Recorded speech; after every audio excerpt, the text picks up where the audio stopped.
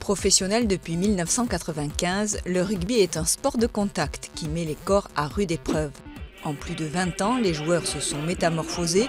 Plus musclés et plus grands qu'avant, ils pratiquent un jeu plus rapide et plus percutant. Les phases les plus à risque sont d'abord le plaquage. Plus mobile et rapide, les rugbymen subissent des chocs de plus en plus violents. Plaqués et plaqueurs peuvent être impactés. Le plaquage occasionne près de la moitié des blessures chez les professionnels. La tête est très exposée. Cuir chevelu, arcade sourcilière, mais surtout commotion cérébrale. Dans ce cas, l'onde de choc transmise au cerveau peut entraîner une perte de connaissance et générer des troubles neurologiques, de la vision et de la mémoire. Les genoux, avec arrachement des ligaments croisés, les épaules avec luxation ou les chevilles sont les plus touchées. Les autres phases à risque, notamment pour les avants, les mêlées et les rucks ou mêlées spontanées. Genoux, clavicules, épaules sont soumis à des chocs importants. Plus grave, la lésion de la moelle épinière qui peut entraîner une paralysie. Seul, un joueur peut aussi se blesser en courant.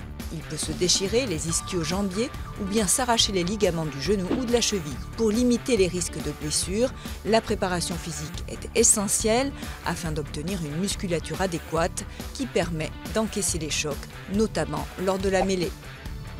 Il faut aussi respecter le règlement, appliquer les sanctions en cas d'infraction et ne pas faire jouer les blessés. Les équipements rembourrés, casques et protège-dents diminuent les blessures superficielles mais n'empêchent pas les commotions cérébrales.